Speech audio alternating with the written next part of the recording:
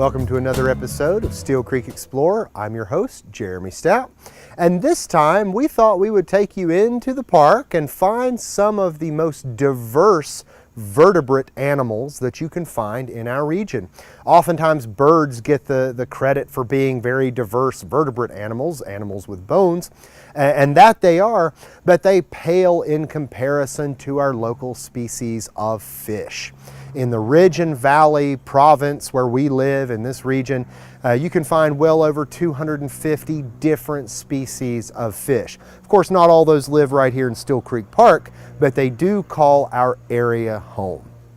So we're going to go into the park and see if we can find some of those to show you at home. Let's see what we find.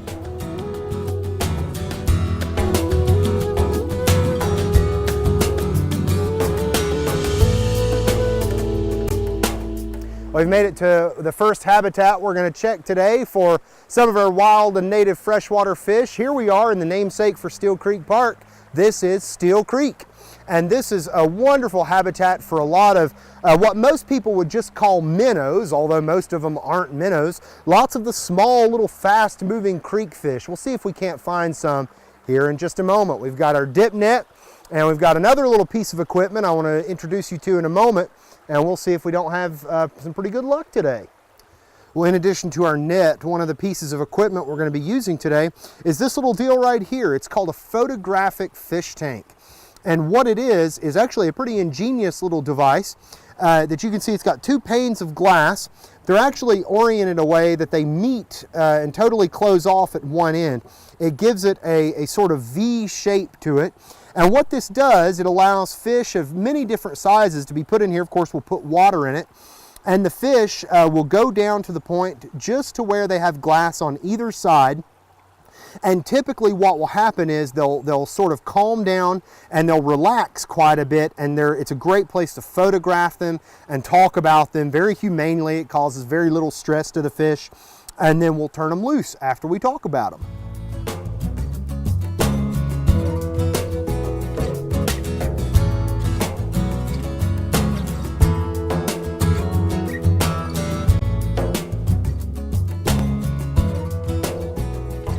Well, this is ideal habitat for the fish that we're after. I'd love to find a Tennessee snub-nosed darter. It's a fish that really likes the fast-moving riffles, and Steele Creek just has riffles that abound. Steele Creek is a very wide and relatively shallow creek. The water moves pretty quick over shallow rocks and bedrock, creates these riffles. In addition, you also see where probably some kids have made a nice little artificial dam here. That's actually a really good thing to do for creeks. It adds oxygen back to the water environment, but it also creates these riffles, which is just excellent habitat for all kinds of creatures, including those darters that we're after today.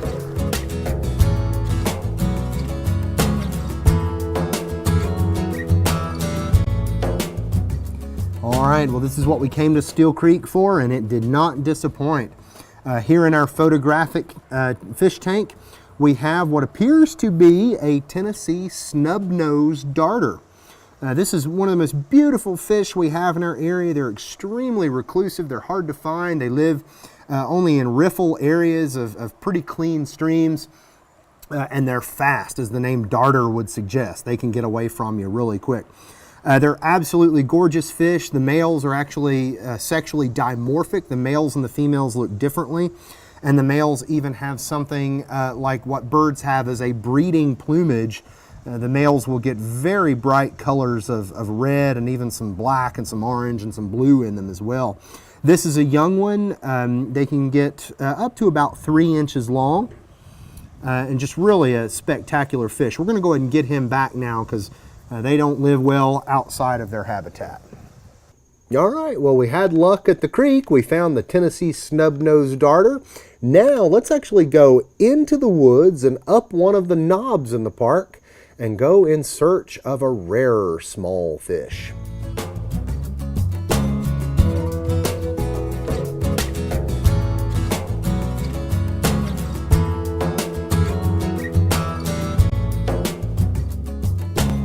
This might seem like an unexpected place to go fishing, Here we are hiking up the side of a very steep knob, no water in sight.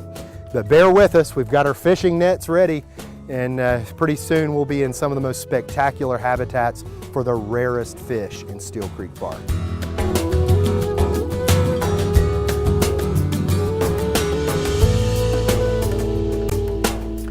Well, we've hiked several miles from the nature center. We've gone over a mountain and now we're down into a valley.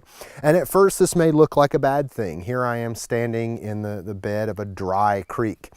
But believe it or not, this is exactly what we're looking for the special fish we're looking for this afternoon. We're going to take you to find one of the rarest fish species in Steele Creek Park. And this is exactly the kind of habitat I'm going to start looking in. Well, it may not look like much. This just looks like a puddle to almost anybody. But this amount of water, less water than you could fit into a bathtub, up in the woodland valleys, this is the stronghold for our rare fish. This is where you can find the Tennessee dace, Chrosomus tennesseeensis. And this species, during the wet season, the stream will be wet and with running water, and the fish can move about wherever they want to go.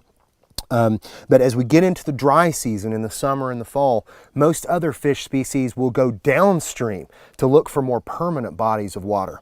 The Tennessee dace doesn't do that. It stays right where it's at, and in some cases even goes further upstream into these little pools that maybe almost completely dry up during the dry season, but sometimes you can find these Tennessee dace in them. So we've got our little fish net handy. We don't want to disturb the habitat too much, but I've seen several just darting all around here. I'll see if I can catch one and see if we can get a closer look.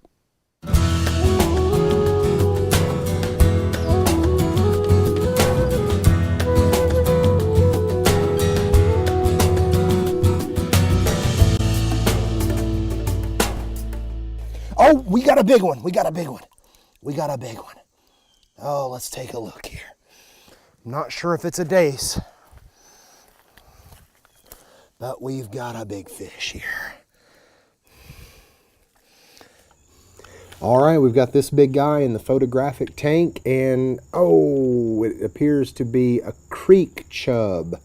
This is a good species to get, don't get me wrong, but it's definitely not the Tennessee dace that we came here for this morning. This is a species that he actually won't last long in this habitat, very likely. They typically will find deeper water as the seasonal creeks dry up. But these are also voracious eaters. If there are some of the rare Tennessee dace in this puddle, he might actually be a pretty significant threat to them. That's okay, it's still a good find, and it's good to be able to show it to you at home. Well, the Tennessee dace that we came here to find is actually a very rare species overall. It only occurs in the headwaters of the upper Tennessee River and probably nowhere else in the world. And throughout its range, which is already very small, Steele Creek Park is one of the largest populations of the species. So we didn't find them here in this puddle, even though this is very good habitat for them. But these guys were good sports, and we're going to go ahead and turn them loose back where they belong.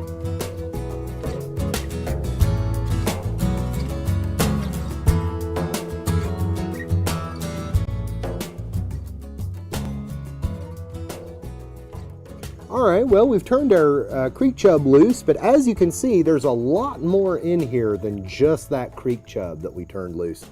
Now, he's definitely the biggest guy that you might see swimming around there, but there's a lot of smaller fish, and the small ones are notoriously difficult to identify. It wouldn't be impossible to assume that some of these fish you see may be some of those Tennessee dace we came here to find. We didn't find everything we went looking for today, but we did find several species of our native fish that we were able to show you. But also, you may notice at home that we totally left out any of the sport fish that can be found in Steele Creek Park. Of course, this is a great place to find large and smallmouth bass, bluegill and other sunfish, and crappie and other fish that people actively fish for. Well, we're saving those for another episode, but we hope that you got acquainted with some of the smaller and some of, in my opinion, the more beautiful fish that often go overlooked. But definitely, I hope you'll pay closer attention to those little mud puddles that you pass when you walk through the woods. Just because something looks small and insignificant, even a mud puddle can be a whole world to the organisms that live inside of it. But definitely come to the Nature Center and visit us, where we have some live native fish for you to look at. But definitely get out to the park, because that's where you can be the explorer.